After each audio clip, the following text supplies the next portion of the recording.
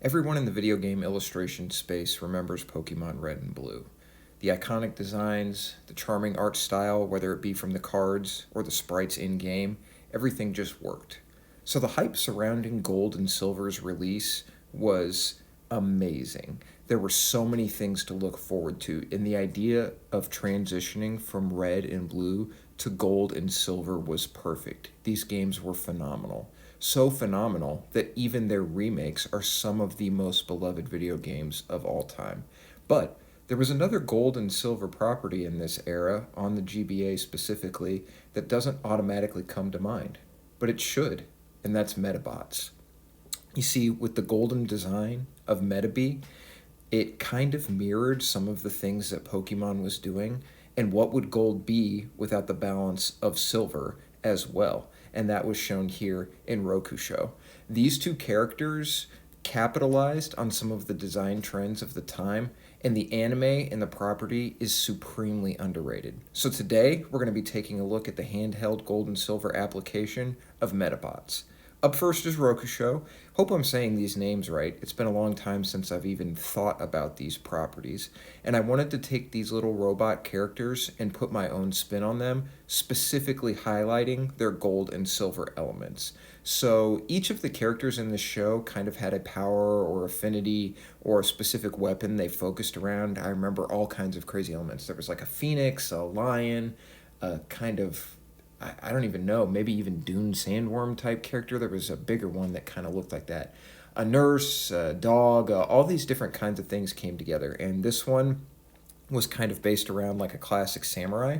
The sword is very unique. You can see it on the end of the handle there. It was almost like this diamond gem, kind of very pointed, but not in a traditional sword kind of way shape. It was also like an extension of the fist.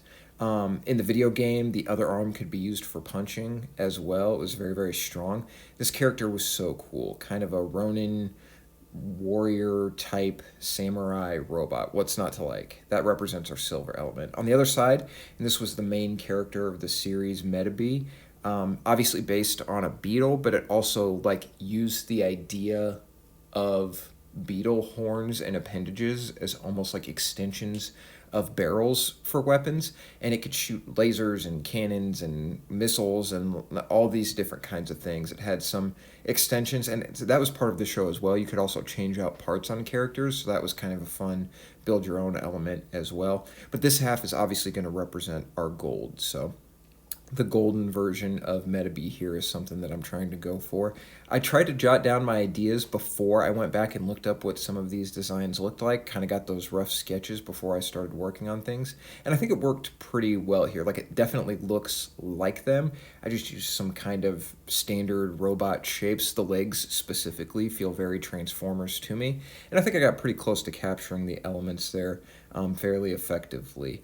I really like Medabots. I really like seeing trends in design and illustration and see where there was some crossover potential in the early 2000s. This gold and silver, time period of coming up with these new ideas was super, super fun, and I had a lot of fun illustrating these all together. So you might remember Pokemon Gold and Silver when you think of Gold and Silver, but now maybe you'll think of Medabots Gold and Silver. Here are those two illustrations put together in a nice little wallpaper format.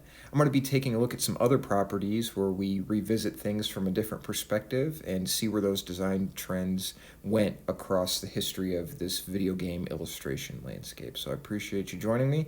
We'll catch you in the next one.